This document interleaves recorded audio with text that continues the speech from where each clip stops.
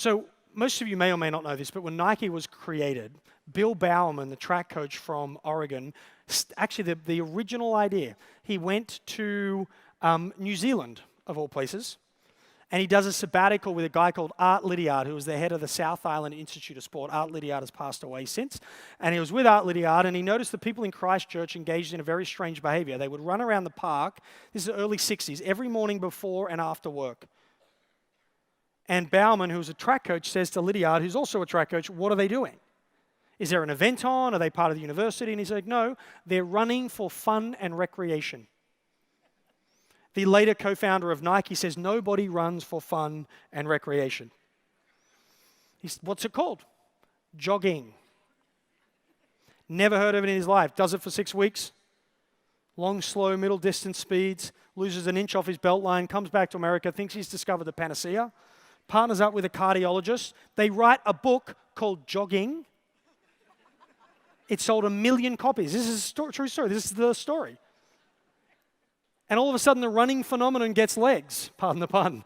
And but no one had access to equipment. So Blue Ribbon Sports gets set up, and they start importing mostly product from Japan to serve the amateur athlete. Because the number one challenge the amateur athlete once had was getting access to product. Do any of you, and you're all in Nike's parlance, you're all amateur athletes. Some of you more than others, but we're all amateur athletes, right? Any of you struggling to get access to product? Any of your borrowers struggling to get access to mortgages?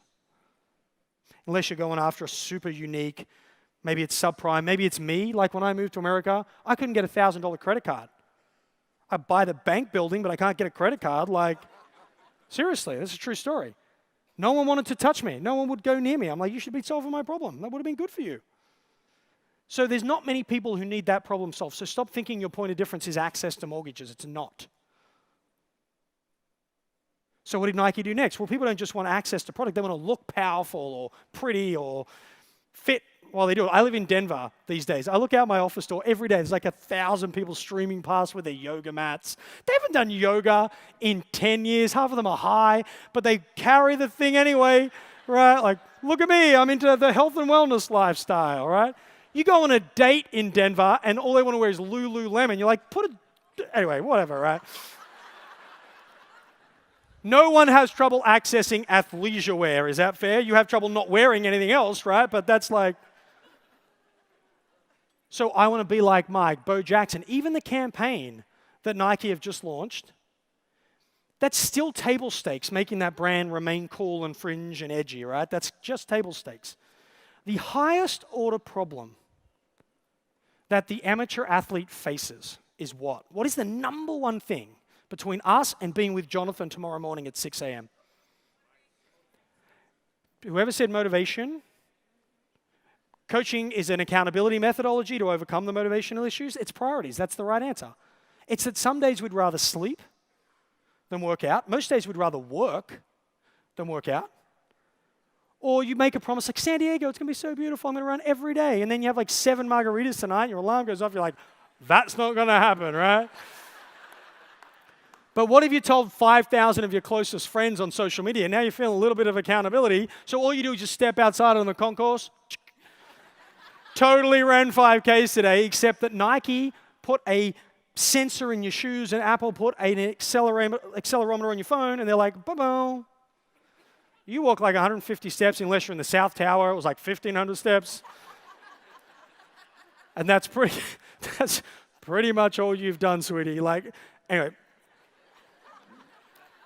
Because Nike have worked out, in the same way Domino's worked out what business they were in, Nike worked out they're in the behavior change business.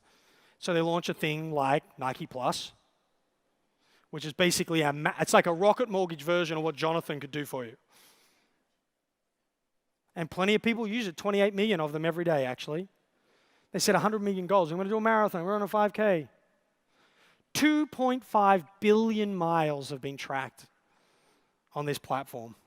If you run 2.5 billion miles, what do you need a lot of? Shoes. Nike makes no money on Nike Plus. It makes all its money selling you shoes. But they want to own that place in your mind. Does that make sense? What is the most complicated messy, and difficult part of this whole thing. They've moved into the hardest problem to solve, by far. But check this out. If you intend to solve the same problems in the same ways as everybody else, then don't complain that you get commoditized. Nike have no interest in that. Last year, this day, they were an $80 billion company. Today, they're a $135 billion company. Why? Because those 28 million people spend 3 times more money in Nike stores, of which they now only have 40 retail partners they'll work with. They're firing the people who don't understand, going direct to the consumer where they need to. And they grew 65% from an $80 billion base. And they got, anyway, what is possible is mind-blowing when you think about the converging forces of disruption creating emerging new. They couldn't have done this, could they? They couldn't have done this, what, 5 years ago, 10 years ago? But they can do it now. Here is what our research tells us are the opportunities up and to the right. Okay, we're not going to spend a lot of time here because you need to come up with your own version of this. We studied for 5 years companies that outperform their competitors sustainably at higher margins, and we try to find out what problem they were solving. Here's what our research told us. Number one, they were solving the higher order problem. Nike example. 2, they were absorbing and embracing the complexity that was found there because no one wants to deal with complexity. This is a big part of what you do. By the way, I think your higher order problem is the emotional state of the journey of going through the mortgage process. I think the complexity is all of the stuff that you manage to hide from your client. We might want to make them feel just a little bit of it, but not too much. The ability to make it easy, so eliminating that friction. 4th thing we found was mitigating risk. How do you make me feel safer in this process? Another core part of what you should be thinking about. And then interestingly, and we fought this finding, like we were like, oh, it's a bit soft. Purpose. Companies like Warby Parker orienting their whole, did you see this week Danone? One of the largest food companies in the world is declaring itself a B Corporation. Unilever, the CEO of the second largest packaged goods company in the world, came out on his first day in the job and said to the shareholders, don't work for you. I work for the customers and the community. He later said that he didn't think anyone would ever get fired on their first day, but I reckon he went pretty close. Unilever has outperformed Procter & Gamble 2-1 since Paul Polman took over. Purpose. What do you stand for? What is the values alignment? Do you believe what I believe? Have I got reason to trust you? Part of why I would trust you is expertise, your ability to solve This is what our research found. Okay? The point, though, is not whether you take those 5 things. The point is to remember that you must find your thing. And answers like, it's the people, or we give good service, not getting it done. You didn't hear anything soft and esoteric in those examples, right? They were hard examples. They were moving into things that are difficult to solve. Things that could never be automated. And once you figure out how to do them, then they'll be able to get automated.